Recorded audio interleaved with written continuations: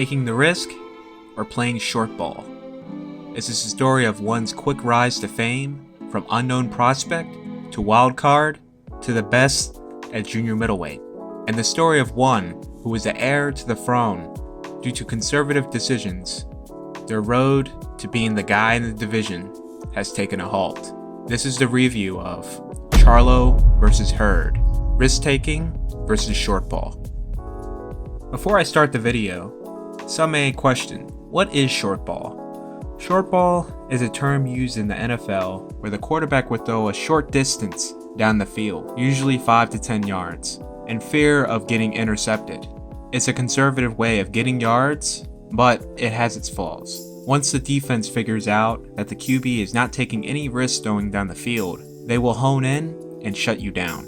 And with that being explained, let's get back to the video. Jermell Charlo started his pro career in 2007 as a well-respected amateur with a 56-8 record, winning a bronze medal in the Junior Olympics at the age of 15. He will be signed to Golden Boy Promotions, where they guided him in the position of becoming a title holder. Fights it again, just one loss in 27 pro bouts, although there he takes a knee, left hook.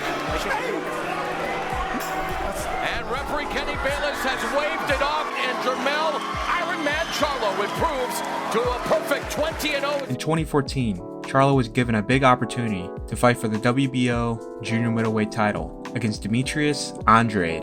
Andrade was offered $250,000 for the fight, then was given a second offer, a career high of $300,000. Andrade turned it down and the bout was canceled. In 2015, Charlo's team and Andrade's once again tried negotiating, but unfortunately it failed. Due to purse issues, Charlo had to wait in line for another title shot by a different belt organization. Within that wait, later in 2015, Jermell's brother, Jermall, beat him on the race to become the first of the brothers to hold a belt. Almost 2 years later, and 3 fights later, Charlo finally got his shot against John Jackson for Floyd Mayweather's vacant WBC junior middleweight title. Charlo, not starting the fight very well, was getting outboxed and beat to the punch by the more experienced Jackson. After the first 7 rounds, the official scorecards had it 6-1 for Jackson. This is probably the true origin of the Lion. This fight, this moment here. Charlo tags Jackson with a perfect right hand, hurting Jackson bad. Now, Jackson, who is looking the least experienced when hurt, does the most unimaginable thing of turning his back as Charlo raced to finish him. This forced Tony Weeks to stop the fight immediately, as it could have ended really ugly. It was a long wait, but Charlo and his brother made history, becoming the second identical twins to become world champions in boxing. The first were the Great Galaxy brothers in 1988. Kosai Galaxy was a WBA super flyweight champion, and Kokor was a WBA bantamweight champion. Charlo's first title defense was against Charles Haitley in front of a pretty damn good TV ratings audience of 410,000. Charlo completely demolished Haitley, knocking him out in round 6. With Charlo brothers now moving up and Hurd winning his vacant title, there were talks for a unification. But my opinion, it would not have been a big fight when you have Arislandi Lara, who is the guy at junior middleweight. With Jermall moving up to middleweight, that bumps up Jermell to number 2 in the rankings, and Lara is now number 1. Hurd is now at number 3. In October, both Charlo and Lara fought on the same card, which is always a perfect way of setting up both guys for a fight. Charlo knocked out Lubin, sending shockwaves to anyone at the junior middleweight division and middleweight that they can get it. On Lara's end, just business as usual, delivering another boxing lesson. This is the perfect setup for the junior middleweight supremacy. Number 1 against number 2. People do not fight Lara because Lara is a high risk and low reward type fighter. But in this case, he is completely worth the risk, as not only there is 2 titles in the line, but 3. WBC, WBA, and the lineal title, in which I predict Charlo to beat Lara. Charlo would have ultimate bragging rights. He got the juice. Yo,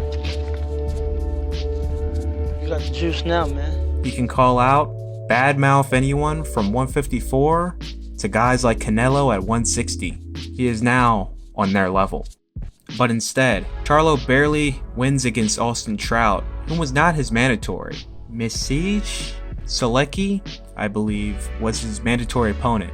Unfortunately, out of all the belt organizations in boxing where you can easily go back and look at the rankings from years and months on, the WBC being the hardest to source out the information that is not offered on their site. As Charlo was rising through the ranks, Hurd was just starting his career in 2012.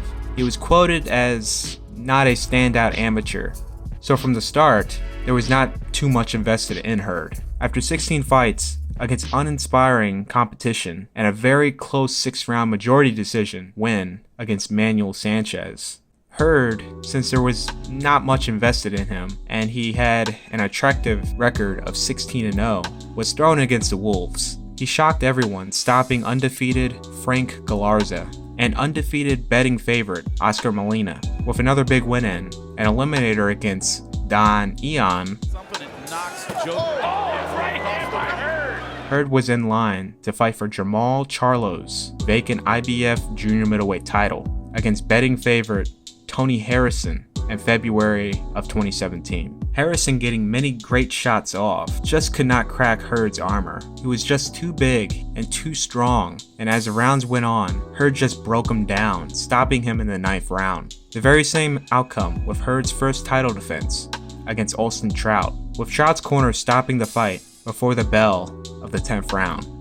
With Charlo not taking the fight with Lara to unify the division, Hurd being a certified wildcard, not having much invested in by the bigwigs to be a prize fighter, the dice was once again rolled, and Hurd and his handlers did the unthinkable decision of challenging Erislandy Lara in April of 2018. If Hurd's career was a dice game, this dude would have been rolling nothing but 7s. 7! What y'all know about 7? Pay me. Boy, you are the goddamn devil. Hurd, in a Fight of the Year candidate, becomes the IBF and WBA champion against Lara by a narrow split decision. The knockdown in the 12th round playing a huge factor in Hurd's victory. In this chapter here, with the hype of Charlo and the unexpected career turnout of Jarrett Hurd, you have a big prize fight in the makings, with now ranked at number 1 Charlo and Hurd at number 2. These two fighting will be for the lineal junior middleweight title, and pretty much the undisputed title as well. You're only missing the WBO belt. With Charlo and Hurd now in mainstream talks, Hurd handling his business stopping Jason Wellborn in early December. Now it's all up to Charlo against underdog Tony Harrison. Now I'm not going to go into talking about who won this fight. People called this fight a robbery, but this fight was much closer than you'd think it was. Due to disgustingly biased commentary, it made many to believe that Charlo was well ahead in the scorecards, which that was not the case at all. Also, for the fans who might be scoring at home, you have to score with your eyes, not your ears. At a big fight like this, fans react to every punch, whether it lands or not. Judge with your eyes, not your ears. Unfortunately, Charlo lost, and the mega fight with Hurd is at a halt because of it. Due to the loss with Harrison, Charlo is now demoted to number 6 in the rankings after being at number 1. Harrison was promoted to number 5, Lara to number 3, Munguia at number 2, and Hurd number 1. Now this goes back to the beginning where I mentioned short ball. Since Charlo did not take the risk of fighting Lara, it later bit him in the ass against Harrison, setting this weight class in a disarray. Due to politically divided lines, a lineal unification against number 1 Hurd and number 2 Munguia will not happen. In theory, if Charlo unified against Lara instead of fighting Trout, Charlo wins. He's the king of the junior middleweight division. The Tony Harrison fight would have never happened, and we as boxing fans would have seen the Hurd fight. Reasons why the Harrison fight would have never happened, because Charlo, as a multi-belt holder, would have to find a fighter who is ranked by the WBC, IBF, and WBA organizations. Or, since he fights twice a year, he can find one opponent ranked by 2 belt organizations and another by the remaining 1 to avoid being stripped of the title. He can literally fight anyone that is truly a low-risk opponent, as he waits for Hurd or himself to finish his side of the bargain to get the fight made. Depending on how you look at it, the judging and Harrison ruined the party of a super fight at junior middleweight. The question is, will Hurd and Charlo still happen? Yes, I definitely believe this fight will happen, but will it be as big and meaningful as it would have been if Charlo did not lose? Unfortunately, I think it will not, since it's just a unification for multiple belts, but not a unification dictating who is the king of the division between two undefeated fighters. If Charlo regains the title against Harrison in the rematch, Munguia moves up to middleweight because he's not losing anytime soon at junior middle, and Lara loses his next fight or remains inactive for a while, then maybe the boxing fans will see that battle for supremacy at junior middle. Till then, if you are big fans of these two, let's hope for the best. And on top of that, this is Charlo versus Hurd, the tale of short ball versus risk taking. For more videos like these, be sure to like, and if you're new, subscribe. I'm Office Honcho, and I'm out. If you're still here, I have recently launched a SoundCloud. I will be uploading weekly mixes of music that I used in the past. The link is in the description below.